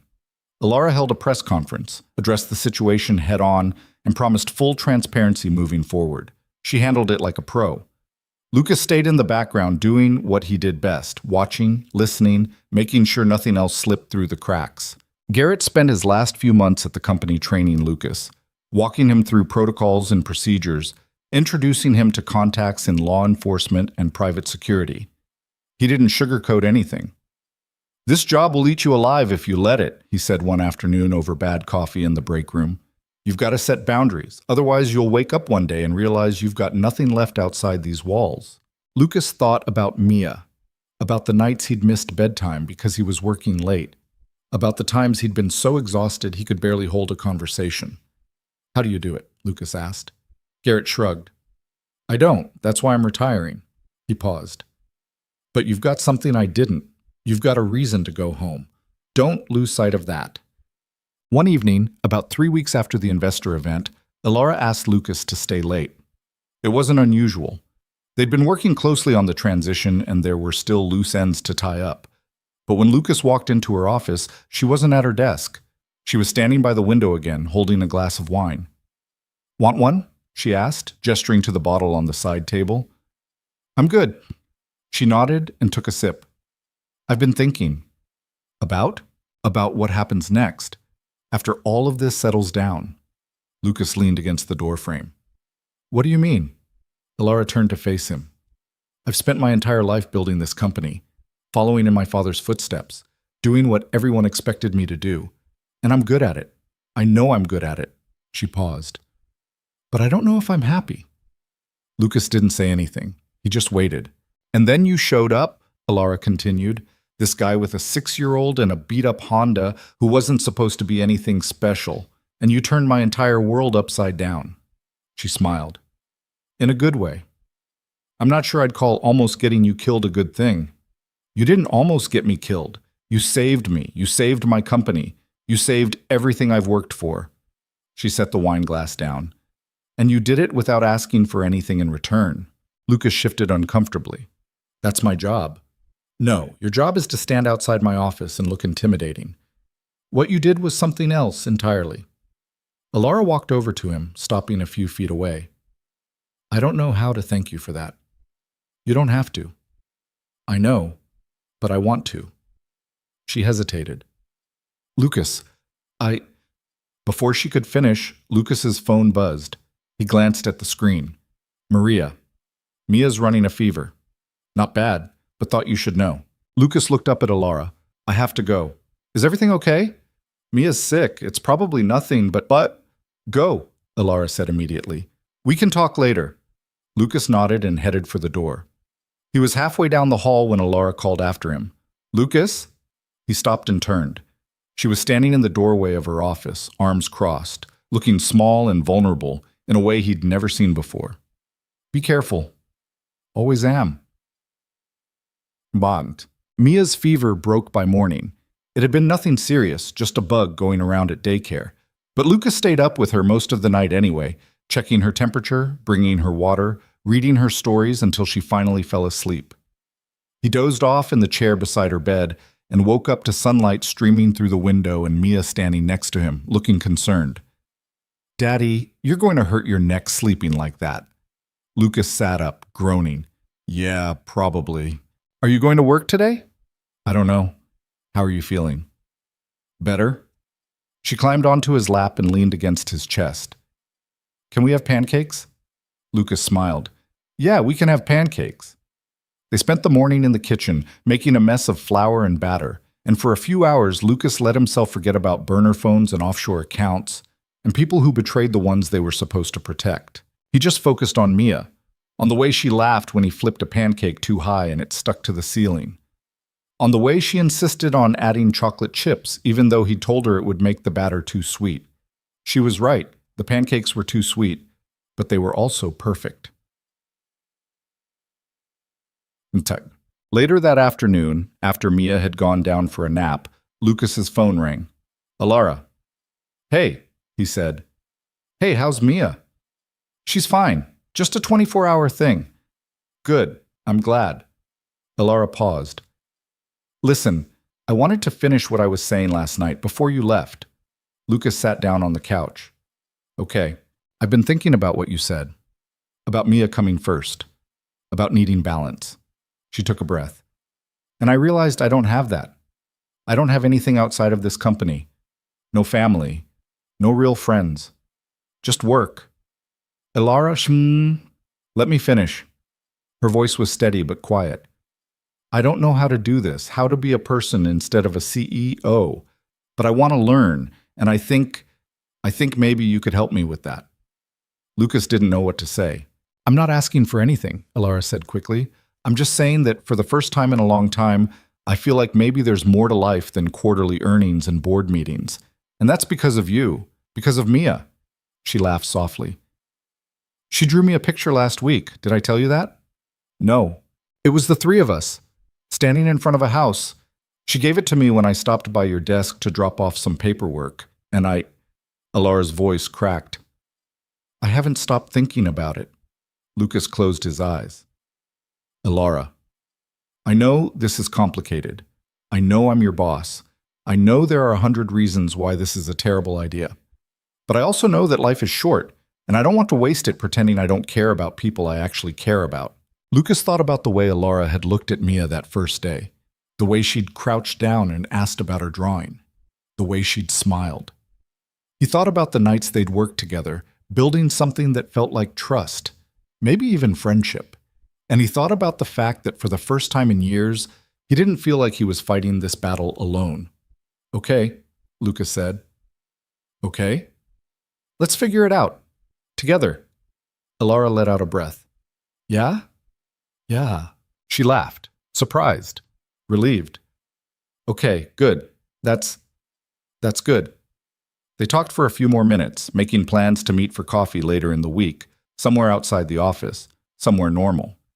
And when they hung up, Lucas sat there on the couch, staring at his phone, wondering what the hell he'd just agreed to. But he wasn't scared. For the first time in a long time, he actually felt hopeful. The coffee shop was crowded, loud, full of people who had no idea who Alara Quinn was and didn't care. She showed up in jeans and a sweater, her hair down, no makeup, looking more like a grad student than a CEO. Lucas barely recognized her. "Is this weird?" she asked, sliding into the seat across from him. "A little." "Good. I was worried it was just me." She ordered a latte, and they sat there in awkward silence for a moment before both of them started laughing. "This is ridiculous," Alara said. "Yeah. I run a billion-dollar company, and I can't figure out how to have a normal conversation over coffee." Lucas grinned. "You're doing fine." They talked for an hour. Not about work, not about Vanessa or Treadwell, or the FBI investigation. Just normal things. Books, movies, the weird quirks of living in the city. Alara told him about growing up with a father who saw the world in profit margins and growth projections, and Lucas told her about Mia's obsession with dinosaurs and her recent campaign to convince him they needed a dog. It was easy, comfortable, and when they left, walking out into the afternoon sunlight, Alara turned to him and said, "Thank you." For what? For giving me a reason to care about something other than work. Lucas didn't know how to respond to that, so he just nodded, and they went their separate ways. But as Lucas drove home, he realized something had shifted, not just between him and Alara, but inside himself. For years, he'd been running. From his past, from his mistakes, from the person he used to be. He'd built walls around himself and Mia, convinced that the only way to keep her safe was to keep the world at arm's length. But maybe that wasn't true anymore. Maybe, just maybe, there was room for something more. The next 3 months passed in a way Lucas hadn't expected. Quietly, steadily, like something fragile learning to stand on its own. Garrett officially retired at the end of October, and Lucas took over as head of security with a mix of pride and terror that he did his best not to show. The job was bigger than he'd anticipated, more paperwork and meetings than actual security work, but he adapted. He hired 2 new team members, restructured the access protocols, and implemented a rotating audit system that made it nearly impossible for anyone to pull off what Vanessa and Treadwell had done. Alara threw herself into rebuilding Vanguard's reputation. She did interviews, spoke at conferences, met with investors who'd been spooked by the scandal. Slowly, painfully, the company started to recover. Stock prices stabilized. New contracts came in. The board stopped looking at her like she was one mistake away from being fired. And through it all, Lucas and Alara kept meeting for coffee. It became a routine. Every Thursday afternoon, they'd slip out of the office and meet at the same crowded coffee shop where no one knew who they were and no one cared. They talked about everything and nothing: work, family, the city, the world. Alara started asking about Mia, and Lucas started sharing stories he'd kept locked up for years. It wasn't dating, neither of them called it that, but it was something real. One Thursday in late November, Alara showed up with a gift bag. Lucas eyed it suspiciously. "What's that?" "It's for Mia," Alara said, setting it on the table between them. "I saw it and thought she might like it." Lucas opened the bag. Inside was a stuffed triceratops, bright green with purple spots, absurdly detailed down to the texture of its scales. He looked up at Alara. "You remembered she likes dinosaurs." "Of course I did," Alara smiled. "Is it okay? I didn't want to overstep." "It's perfect." Lucas tucked the dinosaur back into the bag. "She's going to lose her mind." Alara looked pleased. Then her expression shifted, turning uncertain. "Can I ask you something?" "Yeah." "Do you ever regret it, taking this job?"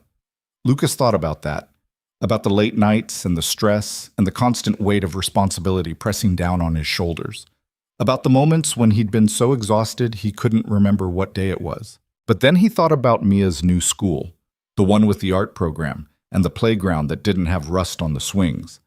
He thought about the apartment they'd moved into last month, the one with 2 bedrooms and a kitchen that had enough counter space to actually cook. He thought about the way Mia had hugged him when he told her they didn't have to worry about rent anymore. "No," Lucas said. "I don't regret it." Alara nodded. She looked like she wanted to say something else, but before she could, Lucas's phone buzzed. He glanced at the screen and frowned. "What is it?" Alara asked. "Text from building security. There's someone at the front desk asking for me. Says it's urgent." "Who?" Lucas stood, already moving toward the door.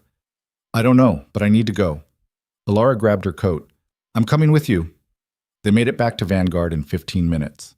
The man waiting in the lobby was in his mid-50s, gray hair, expensive suit, the kind of face that looked like it spent a lot of time in courtrooms. He stood when Lucas and Alara walked in. "Mr. Hale?" "That's me." The man extended his hand. "Daniel Rourke. I'm an attorney representing Marcus Treadwell." Lucas didn't shake his hand. "What do you want?" Rourke lowered his hand, unfazed. "My client would like to speak with you in person." "Why?" "He believes he has information that could be valuable to you, and to Ms. Quinn." Rourke glanced at Alara. Information regarding the broader network that was operating through Vanguard Solutions. Alara's expression hardened. Vanessa already gave the FBI everything she had. There's nothing left to find. With all due respect, Ms. Quinn, that's not entirely accurate. Rourke pulled a folder from his briefcase and handed it to her. My client kept detailed records. Names, dates, transactions. He was planning to use them as leverage in his plea negotiations, but recent developments have convinced him that cooperation would be more beneficial. Lucas looked at Alara. She was flipping through the folder, her face going paler with every page. What developments? Lucas asked. Rourke's expression was carefully neutral. 2 days ago, someone attempted to access your personal residence, Mr. Hale. Building security flagged it as suspicious activity, but the individual left before police arrived. My client believes this was a warning. Lucas went very still. What kind of warning? The kind that says you've made some very dangerous people very unhappy. Rourke closed his briefcase. My client is willing to share what he knows, but he'll only do it in person, and only with both of you present. Alara closed the folder. When? Tomorrow, 2 o'clock. Federal Detention Center downtown. Lucas looked at Alara. She met his eyes, and he saw the same calculation running through her head that was running through his. This could be a trap. It could be a waste of time, or it could be the missing piece they needed to make sure this whole nightmare was finally over. We'll be there, Alara said. Human. That night, Lucas didn't sleep. He checked every lock in the apartment twice. He pulled up the building's security footage and watched the time-stamped entry from 2 days ago. A figure in a hoodie and dark glasses, approaching his door, standing there for 30 seconds, then leaving. The angle was bad, the resolution worse. Lucas couldn't even tell if it was a man or a woman. He sat on the couch with his laptop and went through every system log, every access record, looking for patterns. Around midnight, Mia woke up and shuffled into the living room, dragging her blanket behind her. Can't sleep? She asked, climbing onto the couch beside him. Something like that. She leaned against his shoulder, staring at the screen. Is someone trying to hurt us? Lucas closed the laptop. No. You're lying. He looked down at her. She was watching him with those big, too perceptive eyes, and he realized, not for the first time, that trying to protect her by hiding the truth only made her more afraid. Maybe, he admitted. I don't know yet, but I'm being careful, and I'm not going to let anything happen to you. Mia nodded slowly. Is Miss Alara okay? Yeah, she's fine. Good, I like her. Yeah, Lucas said quietly. Me too. Mia yawned and snuggled closer. Will you stay here until I fall asleep? Yeah, Bug, I'll stay. She was out in 5 minutes. Lucas sat there with her head on his shoulder, staring at the dark screen of his laptop, and tried not to think about all the ways this could go wrong. The Federal Detention Center was exactly as depressing as Lucas had expected. Gray walls, fluorescent lights, the smell of industrial cleaner and stale air. Alara signed them in at the front desk, and they were escorted through a series of locked doors to a small visiting room with a table bolted to the floor and chairs that looked like they'd been designed to be as uncomfortable as possible. Marcus Treadwell was already there, waiting. He looked older than Lucas remembered. Thinner. The expensive suit was gone, replaced by an orange jumpsuit that hung loose on his frame. His hands were cuffed in front of him, and there were bruises under his eyes that spoke of too many sleepless nights. When Alara walked in, he flinched. Hello, Marcus, Alara said, her voice cold. Alara, thank you for coming. Don't thank me. I'm only here because your lawyer said you had information. So talk. Treadwell nodded and glanced at Lucas. You were right. About everything. I just want you to know that. Lucas said nothing. Treadwell took a shaky breath. Vanessa wasn't the top. She answered to someone else, a man named Victor Kane. He runs a network of corporate operatives, people embedded in major companies, extracting data and funneling it to the highest bidder. Vanessa brought me in 2 years ago, told me it was just a side project, easy money, nothing that would hurt the company. And you believed her, Alara said flatly. I wanted to believe her. I was drowning in debt, medical bills, my son's college tuition, my daughter's wedding. I thought I could do it for a few months, make enough to get back on my feet, and then get out. He laughed bitterly. But you don't get out. Once you're in, they own you. Who's they? Lucas asked. Kane's organization. They've got people everywhere. Tech firms, defense contractors, pharmaceutical companies. They collect intel, sell it to competitors, sometimes to foreign governments. It's a multi-million-dollar operation. Treadwell looked at Alara. And they're not happy that you exposed part of it. Alara's jaw tightened. So they sent someone to Lucas's apartment. That was just a test, to see how you'd react. If you panic, if you go to the police, they know you're still vulnerable. If you don't, he trailed off. If we don't, they escalate, Lucas finished. Treadwell nodded. Kane doesn't like loose ends, and right now, both of you are very loose ends. Alara leaned forward. Give me a name. Someone we can trace. Someone the FBI can use. Treadwell hesitated. Then he pulled a folded piece of paper from his jumpsuit pocket and slid it across the table. This is everyone I know who's connected to Kane. Some of them are still active. Some of them might be willing to flip if the feds offer them a deal. Lucas unfolded the paper. There were 12 names, each with a company affiliation and a brief note. His eyes caught on one near the bottom. Victor Kane, independent, last known location, Seattle. Lucas looked up. You know where he is? I know where he was 3 weeks ago. He moves around a lot, but he's got a pattern. The feds can track him if they move fast. Alara took the paper and stood. If this information checks out, I'll make sure your lawyer knows you cooperated. Thank you. She paused at the door. Marcus. He looked up. I trusted you, Alara said quietly, and you betrayed me. I don't know if I'll ever forgive you for that. Treadwell's face crumpled. I know. Alara turned and walked out. Lucas followed. Eat. They gave the list to the FBI that afternoon. The lead agent, the same stone-faced woman who'd interviewed Lucas after the investor event, reviewed it carefully, then nodded. This is good. Really good. We've been trying to get a lead on Kane for 2 years. How long until you move on it? Alara asked. 72 hours, maybe less. We'll coordinate with Seattle PD, set up surveillance, wait for the right moment. The agent looked at Lucas. In the meantime, I'd recommend you stay vigilant. If Kane knows Treadwell talked, he might accelerate his timeline. Meaning he might come after you directly. Lucas felt his chest tighten. What do you recommend? Private security. Safe house if you've got the resources. And don't go anywhere alone. Alara insisted Lucas and Mia stay at her place. Lucas argued. It felt like too much, like crossing a line they couldn't uncross. But Alara was firm. I've got security, cameras, a building with a doorman who actually pays attention. You don't. And I'm not letting anything happen to either of you because you're too proud to accept help. So Lucas packed a bag, picked Mia up from school, and drove to Alara's building on the north side of the city. Her apartment was nothing like he'd expected. It wasn't cold or sterile or minimalist. It was warm, lived in, full of books and plants and mismatched furniture that actually looked comfortable. There were photos on the walls, Alara with her father, Alara at her college graduation, Alara standing in front of Vanguard's headquarters on the day she took over as CEO. Mia walked through the living room like she was exploring a museum. This is where you live. Yep, Alara said. It's nice. Thanks.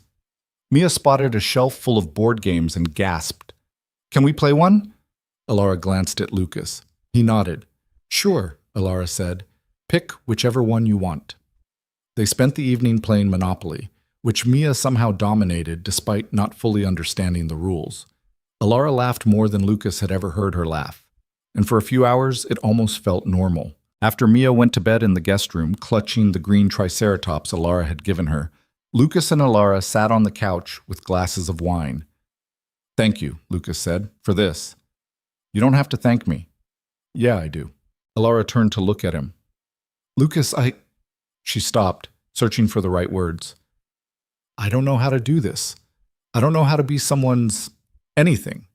I've spent my whole life keeping people at a distance because it's safer, easier. But with you and Mia, I don't want to do that anymore. Lucas set his glass down. What do you want?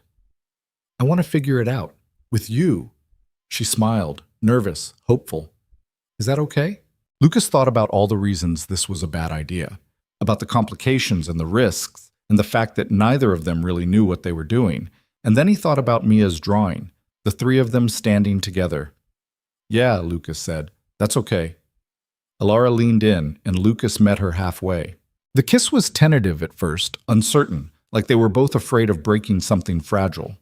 But then Alara's hand found the back of his neck, and Lucas pulled her closer, and suddenly nothing else mattered. When they finally pulled apart, Alara was smiling. So, this is happening. Yeah, Lucas said. I guess it is. The FBI moved on Victor Kane 2 days later. They arrested him outside a warehouse in Seattle, along with 4 other operatives who'd been meeting to plan their next extraction. The bust made national news. Lucas watched the footage on his phone, Kane in handcuffs, being led into a police car, his face blank and expressionless. The lead agent called Lucas that evening. It's over. Kane's in custody, and we've got enough evidence to put him away for 20 years. The rest of the network is scrambling. Most of them will flip to save themselves. What about the threat to us? Gone. Kane was the only one with the resources to come after you, and he's not going anywhere. Lucas exhaled. Thank you. Thank Treadwell. Without his list, we'd still be chasing shadows. After he hung up, Lucas walked into the living room where Alara and Mia were building a tower out of blocks. Mia looked up. Is it good news? Yeah, Bug. It's good news. Mia grinned and went back to her blocks. Alara stood and walked over to him. It's really over? It's really over. She hugged him, and Lucas held her, feeling something in his chest finally loosen. A week later, Lucas and Mia moved back to their apartment. Alara helped them unpack, and when everything was put away, she stood in the kitchen looking around like she was trying to memorize the space. You know, she said, you could always come back, if you wanted. Lucas smiled. We'll visit. A lot. Good. Mia ran up and hugged Alara's legs. Will you come to my birthday party? It's in 3 weeks. Alara crouched down. I wouldn't miss it. Promise? Promise. After Alara left, Mia pulled out her crayons and started drawing. Lucas sat beside her, watching as she sketched a house. 3 stick figures standing in front of it, a big yellow sun in the corner. Is that us? Lucas asked. Mia nodded. And Miss Alara? Lucas looked at the drawing for a long time. Then he said, You know things might not be perfect, right? Life's messy. People make mistakes. I know, Mia said, still coloring, but that's okay. Yeah? Yeah, as long as we're together. Lucas felt his throat tighten. He pulled Mia into a hug and she laughed, squirming. Daddy, you're squishing me. Sorry. She went back to her drawing and Lucas sat there, watching her work, thinking about everything they'd been through. He thought about the trial where he'd met Alara, about the burner phone and the late nights, and the moment when everything had almost fallen apart. He thought about Vanessa and Treadwell and the choices people made when they felt desperate and afraid. He thought about Alara standing in the ballroom, crying for the first time, and the way she'd looked at him when he promised they'd figure it out together. And he thought about Mia, this impossibly brave, impossibly perceptive kid who'd somehow managed to hold on to her softness even when the world kept trying to take it away. Lucas had spent most of his life running, from his past, from his mistakes, from the idea that he deserved anything good. He'd built walls and kept people at arm's length because it felt safer that way.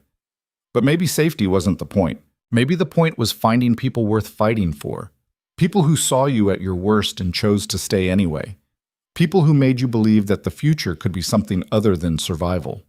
Mia held up her drawing. Done. Lucas looked at it. The house, the 3 stick figures, the yellow sun. It's perfect, he said. Mia beamed. I'm going to give it to Miss Alara. She'll love it. Cheed. 3 weeks later, Mia's birthday party was held at a park near their apartment. It was small, just a few kids from her school, Maria the sitter, Garrett and his wife, and Alara. She showed up with a gift bag so big Mia could barely lift it, and when Mia opened it and found a remote-controlled dinosaur that roared and walked on its own, she screamed with joy. Lucas watched from the picnic table as Mia chased the dinosaur around the grass, laughing so hard she could barely breathe. Alara sat down beside him. You spoil her, Lucas said. Someone has to. They sat in comfortable silence for a while, watching the kids play. Then Alara said, I've been thinking. About? About what comes next. For us. Lucas turned to look at her. And? And I don't know, but I want to find out. She smiled. If you do. Lucas thought about the past few months, about the coffee shop and the late-night conversations, and the way Alara had looked at Mia's drawing like it was the most important thing in the world. He thought about the fact that life was messy and complicated and full of risks. But maybe that was okay. Maybe the people worth keeping were the ones who stuck around through the mess. Yeah, Lucas said, I do. Alara took his hand and they sat there together, watching Mia play, the sun warm on their faces. And for the first time in longer than Lucas could remember, he felt like maybe, just maybe, everything was going to be okay. Months turned into a year. Lucas stayed on as head of security, and Alara continued to rebuild Vanguard into something stronger, more transparent, more resilient. They worked together, side by side, and slowly the lines between professional and personal blurred, until there was no point pretending they were just colleagues anymore. Mia started calling Alara by her first name without the miss, and Alara started keeping a drawer of Mia's things at her apartment: pajamas, toothbrush, the stuffed triceratops. They didn't rush. They didn't make grand declarations or promises they weren't sure they could keep. They just took it one day at a time, figuring it out as they went. And on the days when things got hard, when work was overwhelming, or Mia had a nightmare, or Lucas felt the weight of his past pressing down on him, they leaned on each other, because that's what people did when they cared. They showed up. They stayed. They fought for what mattered. One evening, almost exactly a year after the investor event, Lucas found Alara in her office, staring at a framed picture on her desk. It was Mia's drawing, the one with the 3 stick figures and the yellow sun. I keep it here, Alara said without looking up, to remind me. Of what? She turned to face him, and Lucas saw something in her expression he hadn't seen before. Not fear, not uncertainty, just quiet, steady contentment. That the best things in life are the ones you don't plan for, Alara said. Lucas walked over and kissed her. Yeah, they are. Deck. If there's one thing Lucas had learned over the past year, it's that life doesn't hand you perfect endings. It hands you moments, small, imperfect, fleeting, and it's up to you to decide what to do with them. You can spend your whole life building walls, protecting yourself from the possibility of pain, or you can take the risk, open the door, let people in. It won't always be easy. There will be bad days and hard conversations and moments when you wonder if it's worth it. But then your daughter will run up to you with a drawing of the 3 of you standing together, and the person you love will smile at you from across the room, and you'll realize that yes, it's worth it every single time. Because at the end of the day, the things that matter most aren't the ones you can measure or control. They're the relationships you build, the trust you earn, the love you give and receive. And sometimes, if you're very lucky, you get a second chance, a new beginning, a future that looks nothing like the past. Lucas Hale had walked into a recruitment arena a year ago with nothing but a backpack and a 6-year-old who believed in him.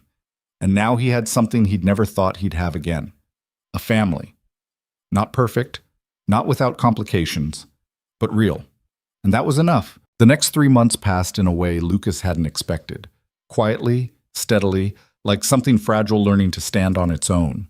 Garrett officially retired at the end of October, and Lucas took over as head of security with a mix of pride and terror that he did his best not to show. The job was bigger than he'd anticipated, more paperwork and meetings than actual security work, but he adapted. He hired 2 new team members, restructured the access protocols, and implemented a rotating audit system that made it nearly impossible for anyone to pull off what Vanessa and Treadwell had done. Alara threw herself into rebuilding Vanguard's reputation. She did interviews, spoke at conferences, met with investors who'd been spooked by the scandal. Slowly, painfully, the company started to recover. Stock prices stabilized. New contracts came in.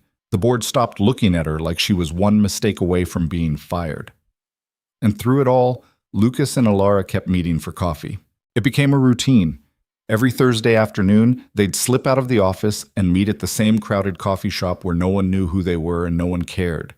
They talked about everything and nothing: work, family, the city, the world. Alara started asking about Mia, and Lucas started sharing stories he'd kept locked up for years. It wasn't dating, neither of them called it that, but it was something real. One Thursday in late November, Alara showed up with a gift bag. Lucas eyed it suspiciously. "What's that?" "It's for Mia," Alara said, setting it on the table between them. "I saw it and thought she might like it." Lucas opened the bag. Inside was a stuffed triceratops, bright green with purple spots, absurdly detailed down to the texture of its scales. He looked up at Alara. "You remembered she likes dinosaurs." "Of course I did," Alara smiled. "Is it okay? I didn't want to overstep." "It's perfect." Lucas tucked the dinosaur back into the bag. "She's going to lose her mind."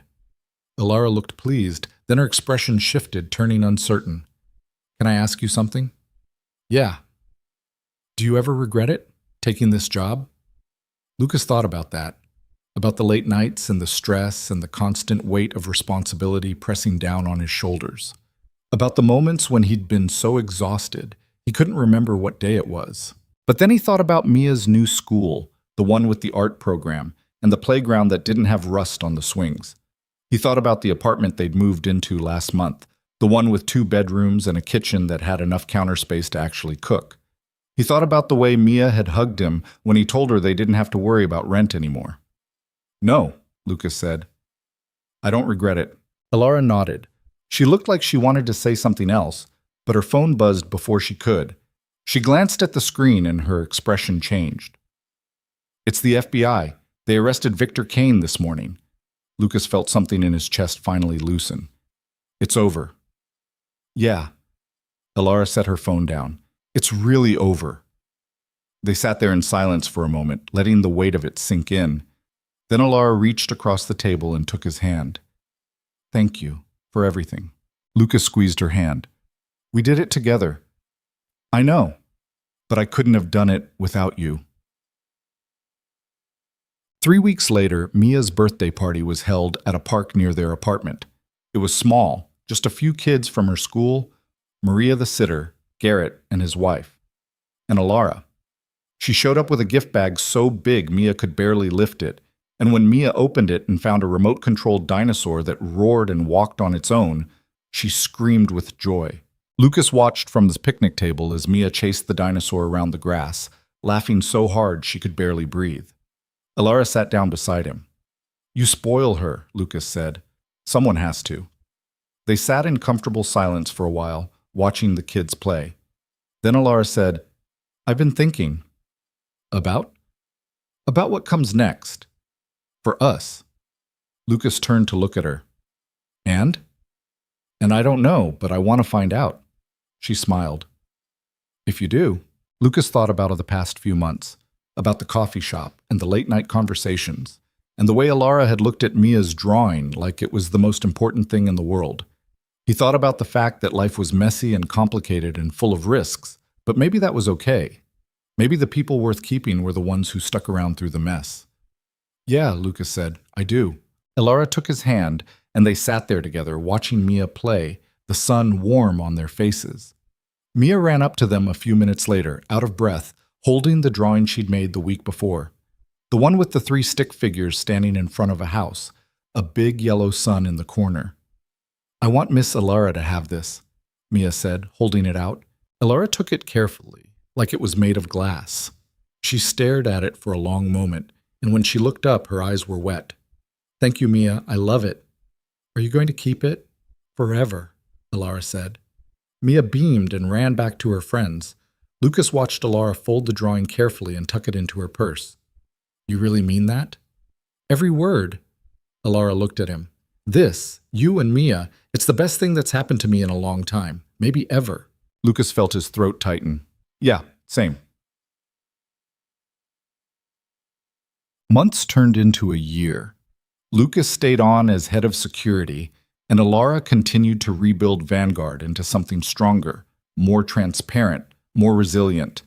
They worked together, side by side, and slowly the lines between professional and personal blurred until there was no point pretending they were just colleagues anymore. Mia started calling Alara by her first name without the miss, and Alara started keeping a drawer of Mia's things at her apartment: pajamas, toothbrush, the stuffed triceratops. They didn't rush. They didn't make grand declarations or promises they weren't sure they could keep.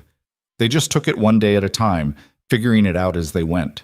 And on the days when things got hard, when work was overwhelming, or Mia had a nightmare, or Lucas felt the weight of his past pressing down on him, they leaned on each other. Because that's what people did when they cared. They showed up. They stayed. They fought for what mattered. One evening, almost exactly a year after the investor event, Lucas found Alara in her office, staring at a framed picture on her desk. It was Mia's drawing, the one with the 3 stick figures and the yellow sun. I keep it here, Alara said without looking up. To remind me. Of what? She turned to face him, and Lucas saw something in her expression he hadn't seen before. Not fear, not uncertainty, just quiet, steady contentment. That the best things in life are the ones you don't plan for, Alara said. Lucas walked over and kissed her. Yeah, they are. If there's one thing Lucas had learned over the past year, it's that life doesn't hand you perfect endings. It hands you moments, small, imperfect, fleeting, and it's up to you to decide what to do with them. You can spend your whole life building walls, protecting yourself from the possibility of pain. Or you can take the risk, open the door, let people in. It won't always be easy. There will be bad days and hard conversations and moments when you wonder if it's worth it. But then your daughter will run up to you with a smile that lights up the room, and the person you love will look at you like you're exactly where you're supposed to be. And you'll realize that, yes, it's worth it, every single time. Because at the end of the day, the things that matter most aren't the ones you can measure or control. They're the relationships you build, the trust you earn, the moments you choose to be present for instead of running away.